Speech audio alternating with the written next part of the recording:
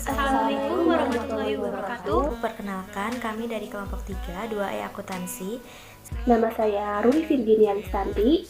Nomor NPM saya 120040120. Saya Rizka Nisrina dengan MPN 120040248. Saya Adisti Wulan Suci, NPM saya 120040119. Nama saya Sintawati, NPM saya 120040111. Kami akan membahas tentang siklus pengeluaran prosedur pembelian dan pengeluaran kas.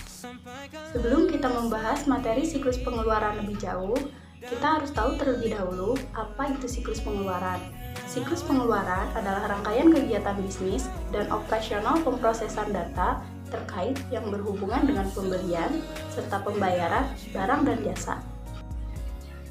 Aktivitas siklus pengeluaran bisa kita jadikan sebagai subsistem, di mana sistem yang pertama adalah sistem pemesanan barang, yang kedua, sistem permintaan pembelian, yang ketiga, sistem penerimaan dan penyimpanan barang, yang keempat adalah sistem pembayaran barang.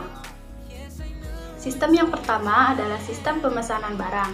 Sistem ini biasanya mempunyai aktivitas utama, mulai dari identifikasi jumlah persediaan yang masih ada, kemudian jumlah persediaan yang harus dipesan, dan pemilihan vendor atau supplier yang sesuai. Pada sistem ini, bagian yang terlibat adalah bagian persediaan, bagian pembelian, dan bagian akuntansi.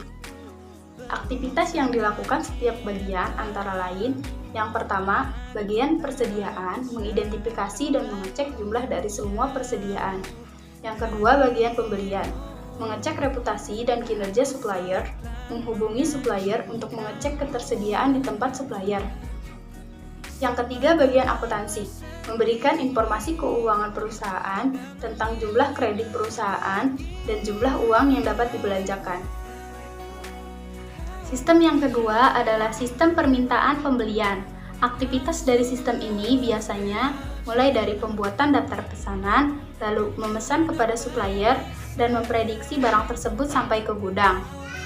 Bagian yang terlibat antara lain bagian persediaan dan bagian pembelian, di mana setelah bagian persediaan selesai melakukan pengecekan dan identifikasi semua persediaan, selanjutnya bagian persediaan mengirim permintaan pembelian ke bagian pembelian. Kemudian, bagian pembelian melakukan pemesanan kepada supplier dan memberikan bukti pemesanan tersebut kepada bagian persediaan. Yang selanjutnya, yang ketiga, yaitu sistem penerimaan dan penyimpanan barang aktivitas. Dari sistem ini biasanya yang pertama yaitu menerima barang di gudang, yang kedua yaitu identifikasi kesesuaian jumlah pemesanan, yang ketiga yaitu cara penyimpan dan pembaharuan data jumlah barang di gudang, yang keempat yaitu melakukan pembaharuan pada laporan keuangan untuk akun persediaan dan akun utang.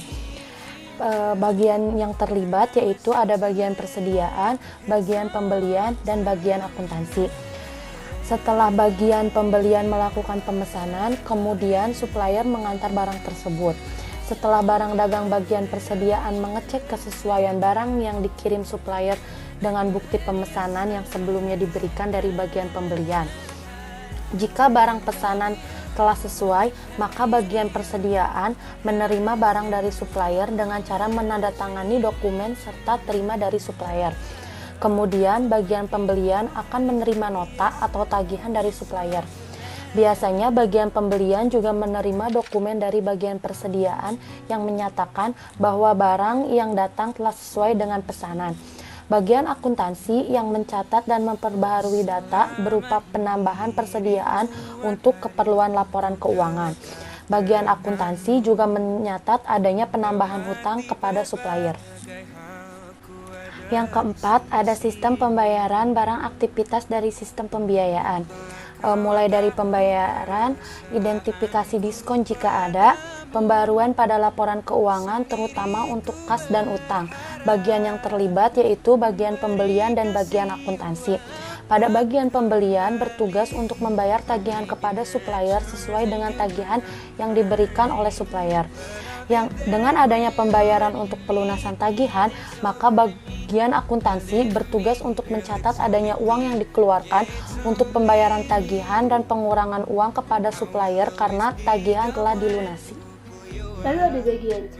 Bagian C adalah metode pengendalian pesanan barang. Yang pertama ada metode pengendalian pesanan barang tradisional atau sering juga disebut dengan kuantitas pesanan ekonomis atau EOQ. Pendekatan ini didasarkan pada perhitungan jumlah optimal pesanan untuk meminimalkan jumlah biaya pesanan, pegudangan, dan kekurangan persediaan. Lalu yang kedua ada metode pengendalian pesanan alternatif.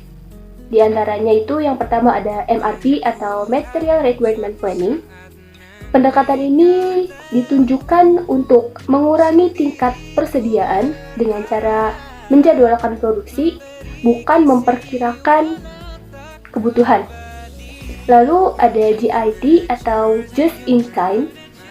Pendekatan ini berusaha untuk meminimalkan, bukan menghilangkan, baik itu biaya pegudangan maupun kekurangan kebutuhan.